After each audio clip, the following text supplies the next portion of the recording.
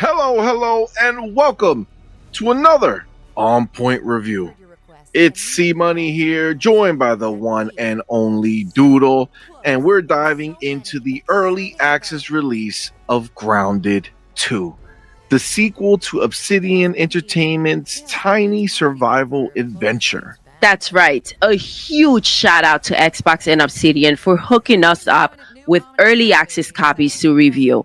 Can we just talk about how wild it is that this game is already here? I mean, Grounded 2 was announced out of nowhere at the Xbox Games Showcase in June 2025, and now it's hitting Xbox Game Preview and Steam Early Access on July 29th. Obsidian's been on a tear this year. They dropped Avowed earlier in 2025, and they've got the Outer Worlds 2 coming later this year on October 29th. To announce Grounded 2 in June and have it in our hands so soon, that's next level hustle. Absolutely. We're shrunk down to ant size in Brook Hollow Park, ready to explore, build, and fight giant bugs. So let's break it down.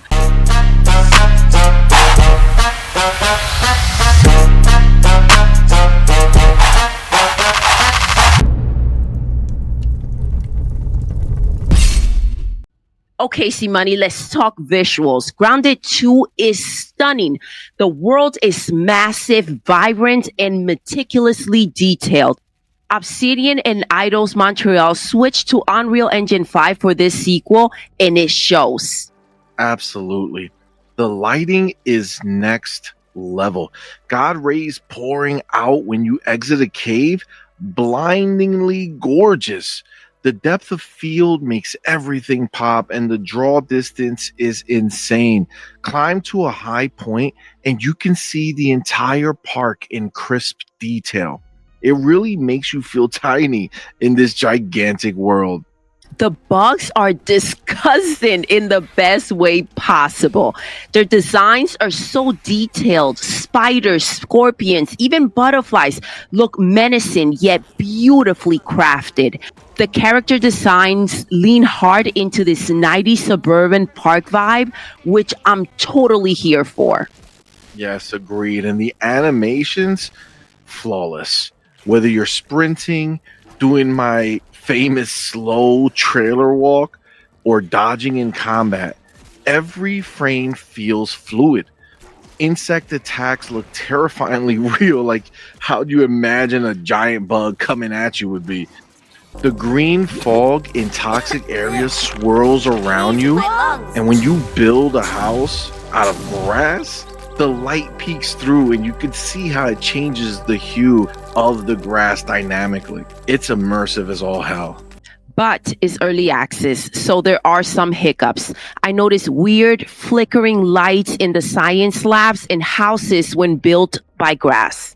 Also, your character doesn't get dirty or leave footprints in mud, which feels like a missed opportunity for realism.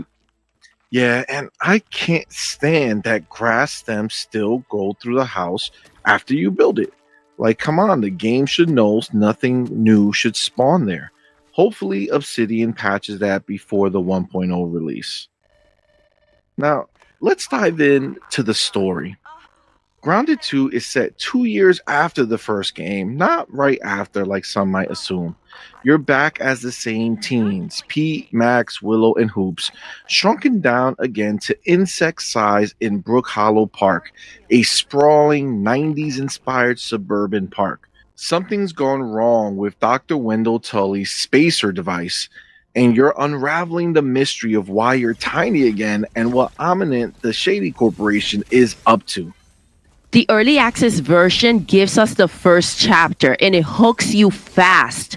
Compared to the original Grounded's early access, the story feels more polished and engaging right out the gate. You're exploring Tully's scattered labs, recovering memory chips for Burgle, the robotic assistant, to fix the spacer.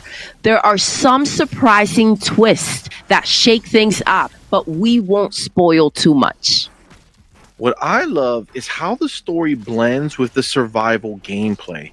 You're not just following a linear plot, you're discovering lore while scavenging, building, and fighting.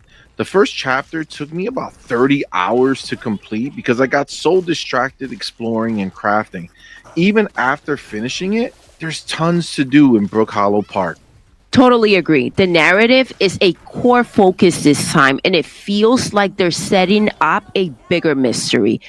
But since it's early access, the full story isn't here yet. They're planning to expand it with updates. Now let's talk about the sound. The sound design in Grounded 2 is straight up creepy and immersive. The bug noises, they'll make your skin crawl. Whoever recorded those screeches and chitters deserves a raise because they feel too real. You might check your chair for a spider mid game. The voice acting nails the 90s teen vibe. Each character has a unique flair that makes them feel alive. The music is perfect too.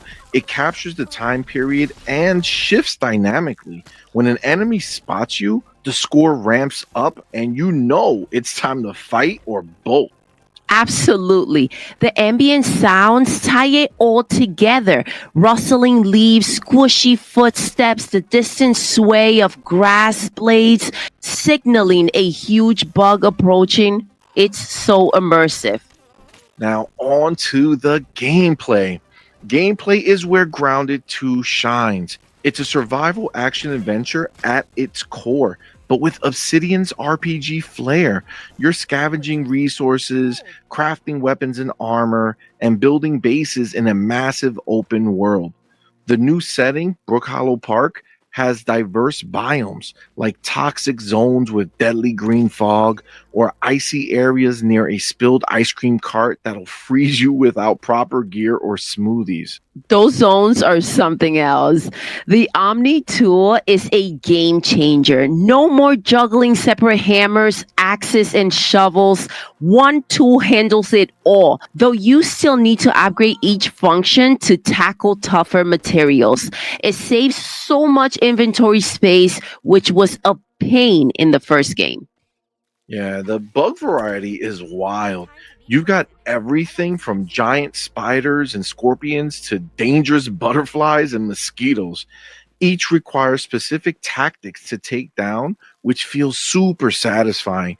Combat's been overhauled with a new dodge mechanic, light and heavy attacks, and perfect blocks that absorb all damage if timed right. It's intense but rewarding once you learn enemy patterns. The pink raw science orbs are my favorite challenge. They're tough to reach, sometimes guarded by enemies or hidden in a tricky spot, but nabbing one feels like a victory lap. You can craft weapons and armor from bug parts, each with unique attributes, which adds a layer of strategy. The biggest addition, the buggies.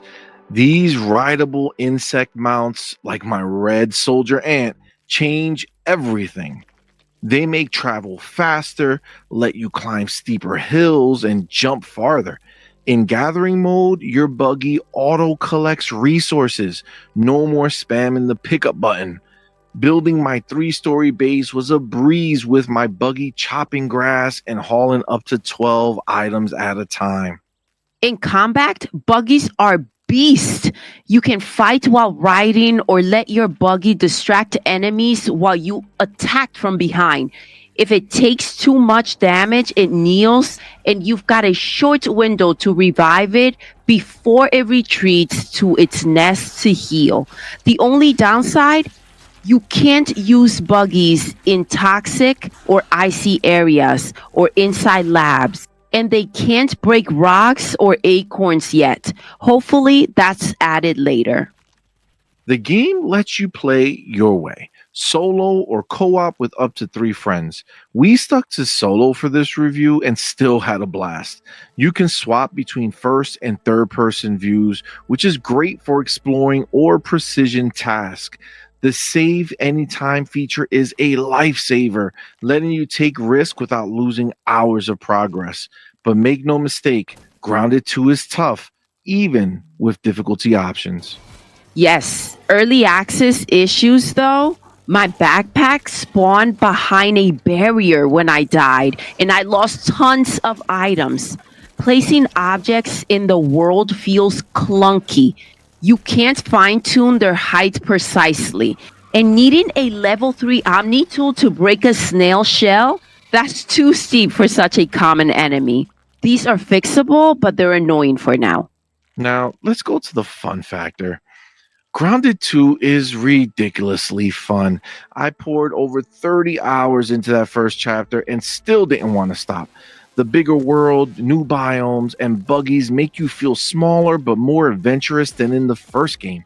It nails that sense of wonder and discovery. Absolutely. Now, I'm not a huge survival game fan, and the original Grounded didn't fully grab me, but this sequel, I'm hooked. The buggies are a game changer. Traveling, building, and fighting with my ant buddy feels so good. The enemy variety keeps things fresh, and every session feels unique because you can play how you want. Starting out, I was terrified of every bug, but as I got stronger, I went from running to hunting them down. Overall, I had such a fun time. Like you mentioned, CMoney, we didn't even touch co-op yet because we were so lost in our own solo worlds. But the fact that it's there for up to 4 players is awesome. So, what's the verdict? Grounded 2 in early access is a massive glow up from the first game. The visuals are stunning, the story hooks you, the sound design is immersive, and the gameplay, especially with the buggies, feels fresh and exciting. There are some early access quirks to iron out, but they don't overshadow the fun. Obsidian and Idols Montreal have built something special here. The bigger world, smarter combat, and quality of life upgrades like the Omni tool makes it accessible yet challenging. It's a survival game with heart, and I can't wait to see how it evolves with community feedback over time. And with that, our official OnPoint review score for the Grounded 2 early access release is a 9 out of 10. It's not perfect yet, but it's one of the most promising early access games we've played. That's our take for Grounded 2. Let us know in the comments if you're jumping into Brook Hollow Park or what you think of those creepy bug sounds. And don't forget to like, subscribe, and hit that notification bell for more On Point reviews. Until next time, You're intruding. you're intruding.